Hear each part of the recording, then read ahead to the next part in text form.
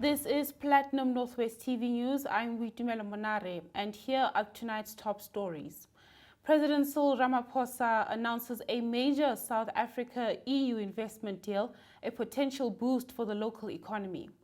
In the Matlosana CFO fraud and corruption case, we hear from Hawks Lieutenant Colonel Mthethwa on a new preservation order issued this week.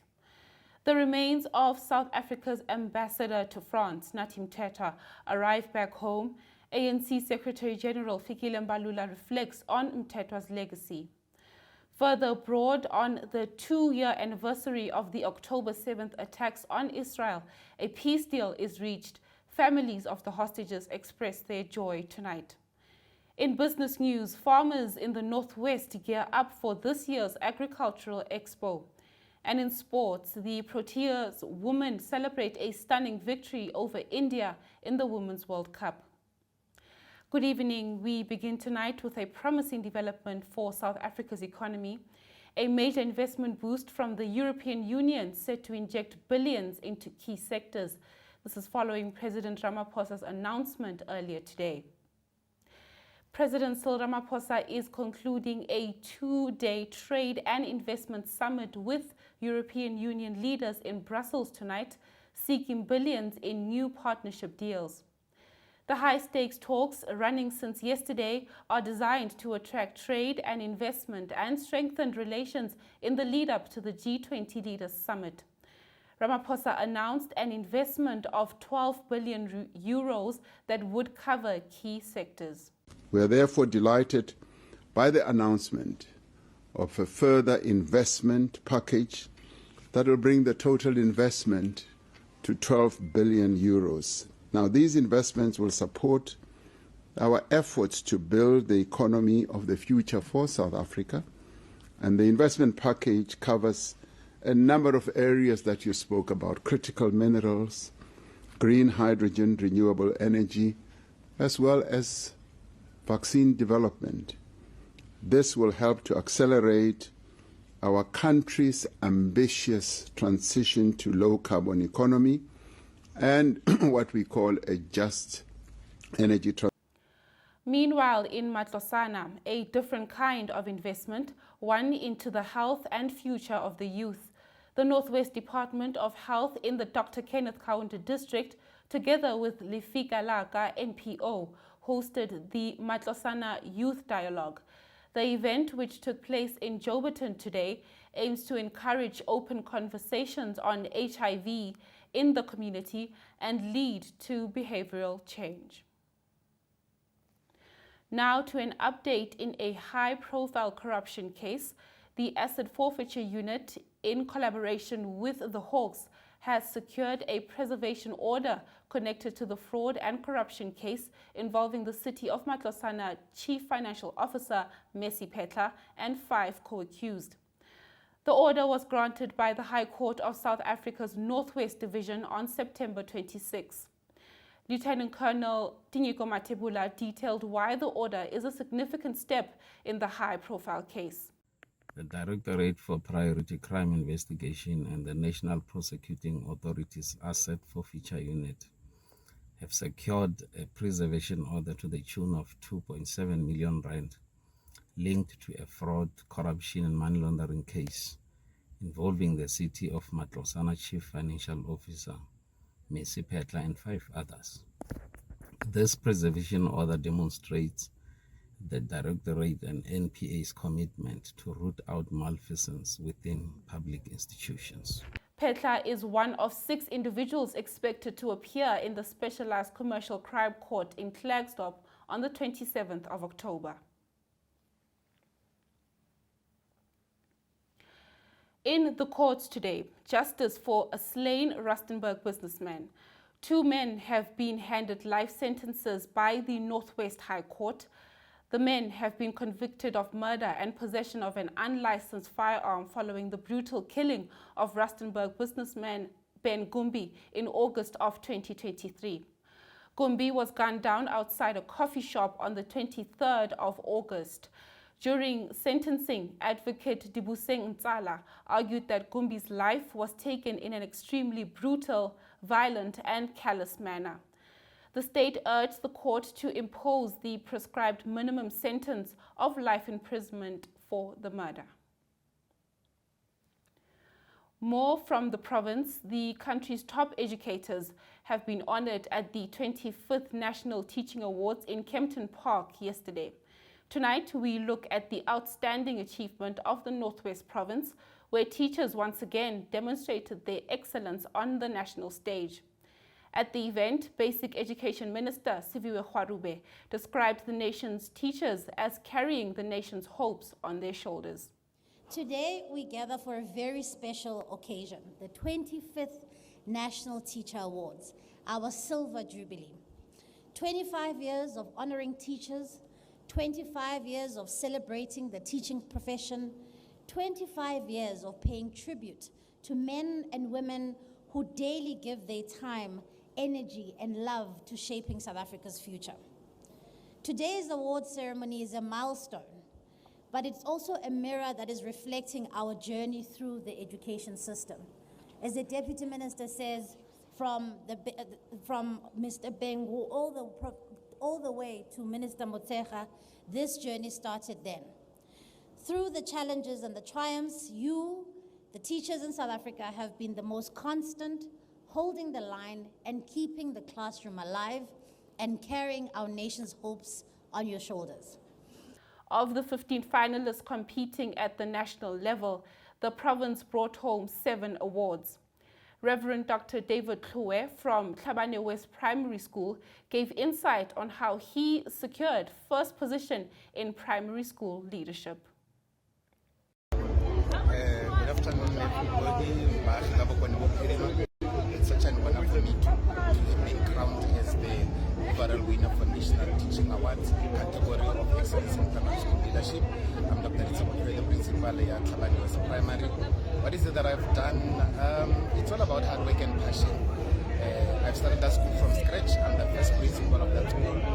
It is where it is because of the teamwork, the support that I got from the parents and also teamwork from the staff members. And it has yielded the results today. What I have acquired, I'll be using it for empowering other primary school leaders to empower them. It's all about sharing of practices and also not only to impact the community where I'm situated, but also be global impact all the people that are welcome across Gala.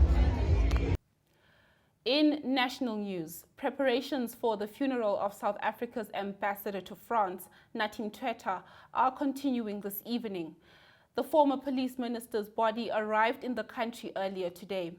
Mthethwa was a long-serving member of the African National Congress and held several senior positions within the party. ANC Secretary General Fikile Mbalula led an ANC delegation to Mthethwa's homestead in Kwambonambi village, where he reflected on Mthethwa's contribution to the party. Member of the South African Youth Congress, not just a member. He was a leader of the South African Youth Congress, and he was a trade unionist in his own name and right, and worked among the workers. And then through the ranks of our youth organization came to where he was at the level of government, and the privilege to serve in government in different portfolios in government, in the police as well as sports, arts and culture, and then deployed by the government, supported by the ANC as a diplomat in France, where he lost his life. And now let's turn to international developments.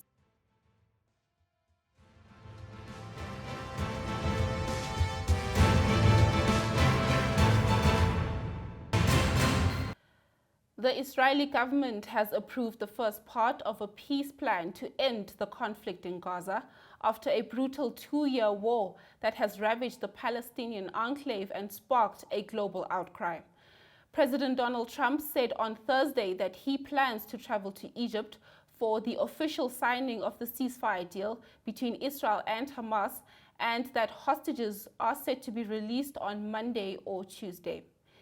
Israeli Prime Minister Benjamin Netanyahu attributed the success of the deal to the assistance of the Trump administration and Israeli soldiers. Fought during these 2 years to achieve our war aims. And a central one of these war aims is to return the hostages, all of the hostages, the living and the dead. And we're about to achieve that goal. We couldn't have achieved it without the extraordinary help of President Trump and his team, Steve Witkoff and Jared Kushner. They worked tirelessly with Ron and his team, our team. That and the courage of our soldiers who entered Gaza and the combined military and diplomatic pressure that isolated Hamas, I think, has brought us to this point. As a new ceasefire deal takes hold, families of the hostages marked the anniversary of their loved ones' capture on October 7th, 2023. They expressed gratitude to the Trump administration. We're the families of hostages have come here to Washington, D.C. this week to mark the October 7th attack against our people when our loved ones were captured by Hamas terrorists. Yesterday, we gathered here in the Sukkah of Hope with the Trump administration. And today, President Trump has done it. He announced just now that our loved ones, the hostages, are coming home. We will not stop fighting until we see the last of the 48 return to their family, those who were murdered in captivity, buried in the land of Israel, those who are still alive, walking through the border and reuniting with us, the families. Thank you, President Trump, for your courage. Thank you, the Trump administration, for doing everything you can to bring them home. Let's do it. Meanwhile, in Eastern Europe, Russia has launched another wave of attacks on Ukraine's infrastructure, causing widespread power cuts in Kyiv and other regions and injuring several people. 9 people have been injured, while residents in eastern districts were plunged into darkness and faced disruption of water supplies. Ukraine's energy minister Svetlana Reinchuk said Russia was inflicting a massive strike and repair crews were working to restore power. Zelensky has told reporters that Russia was intentionally trying to demolish the country's energy grid, with attacks already disrupting gas facilities. He said energy workers and authorities were bracing for further attacks. And let's now shift to business news.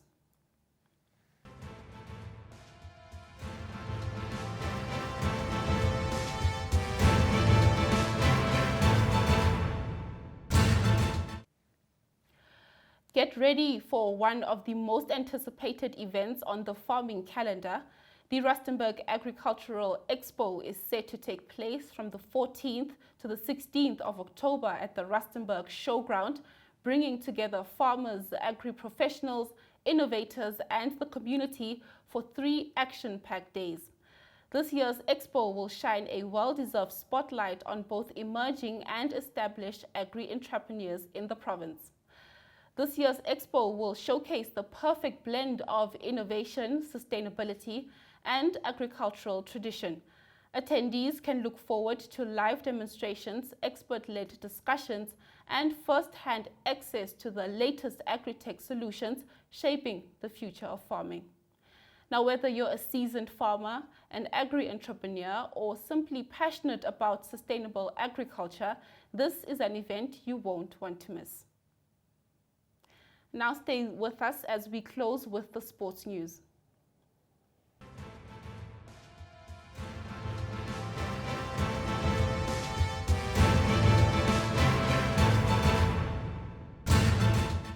To sport now, where Proteas women have pulled off a sensational win against India. The momentum Proteas women clinched a thrilling 3-wicket victory against host nation India. This was yesterday at the Dr. Y.S. Rajaskara Reddy Stadium, completing one of the most notable run chases in women's cricket World Cup history. This is thanks largely to the exceptional performance of all-rounder Nadine de Klerk.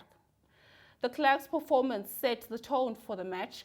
Coming in at number 8, first partnership with Tyron helped stabilize the innings before launching an impressive attack on the Indian bowlers.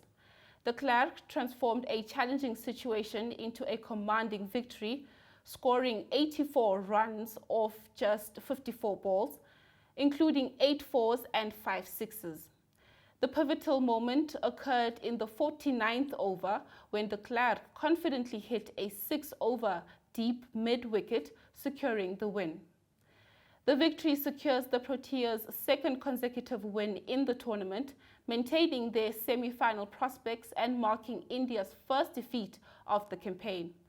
Now player of the match, de Klerk reflected on the performance, noting that it was important to play with patience and confidence.